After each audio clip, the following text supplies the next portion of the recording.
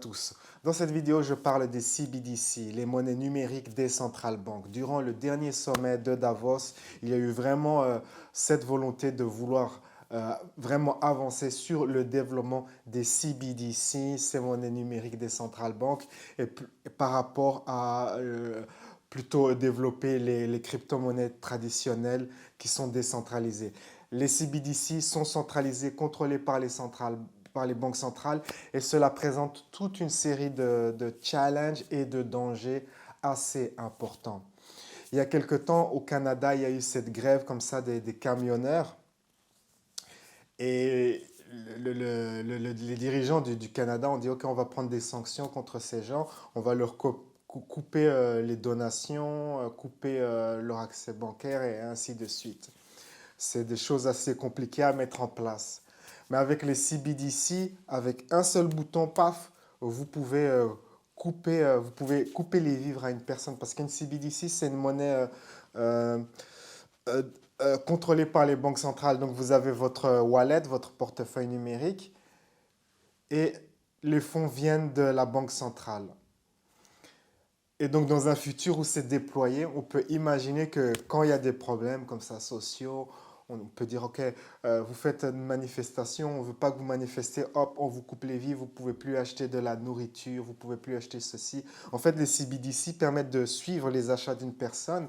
Et comme il y a cette volonté par les élites de Davos de créer un monde où les gens n'ont rien et sont soi-disant heureux, eh bien, on peut utiliser les CBDC pour implémenter et gérer ce monde où les gens n'ont rien et sont soi-disant heureux. Par exemple, il y a cette idée aussi de vouloir développer un système de crédit social à l'européenne, à l'occidentale. Et avec les CBDC, eh bien, vous pouvez développer ce système-là. L'idée pour faire accepter la pilule des systèmes de crédit social aux Occidentaux, ce sera probablement à travers cette idée, ah oui, il faut respecter l'environnement, alors on va mettre en place ce système de carbone crédit, et, euh, et vous aurez un certain nombre de carbone que vous pouvez utiliser. Vous pouvez avoir une certaine empreinte de carbone, et si vous dépassez votre quota, eh bien, il y a des limitations qui sont mises en place sur votre compte bancaire CBDC. Vous ne pourrez plus acheter certains produits, vous serez limité dans certains achats. On peut comme ça contrôler la population. Je suis sûr qu'il y a une partie de la population qui va accepter cette chose que oui, il faut vraiment sauver la planète, se sacrifier, machin, et avoir ce système de crédit social. Donc j'imagine que beaucoup de gens vont l'accepter. Il y a il y a une certaine ignorance de la population qui fait qu'il y a beaucoup de gens qui désirent actuellement ces choses, ce système de crédit social basé sur les carbon crédits, machin.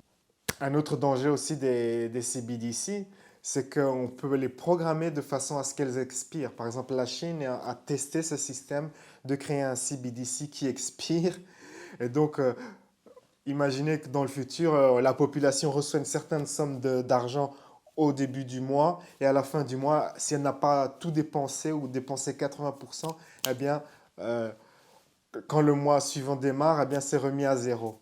Ça garantit que la population, que les gens de la classe moyenne restent toute leur vie dans la classe moyenne. Personne ne fera le malin. Ce sera une société tout à fait contrôlée, bien gérée, où les gens sont calmes et les élites sont en paix. Une société terrifiante, terrifiante, terrifiante, et dont les CBDC vont peut-être participer à la gestion de cette société.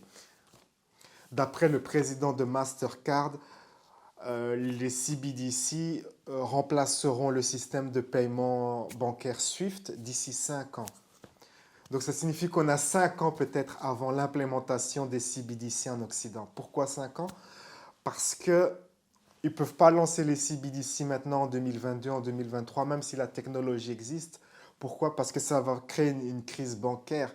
Si, si, votre- Si dans le futur, vous avez une CBDC avec la Banque centrale européenne ou la Banque centrale de votre pays, eh bien, ça signifie que vous n'allez plus utiliser les banques traditionnelles, et donc elles seront en crise. Et donc, je pense qu'ils essaient de faire un système où les banques traditionnelles et les banques centrales travaillent ensemble à l'implémentation des CBDC. Et d'après le président de Mastercard, sa déclaration indique que cela pourrait prendre 5 ans.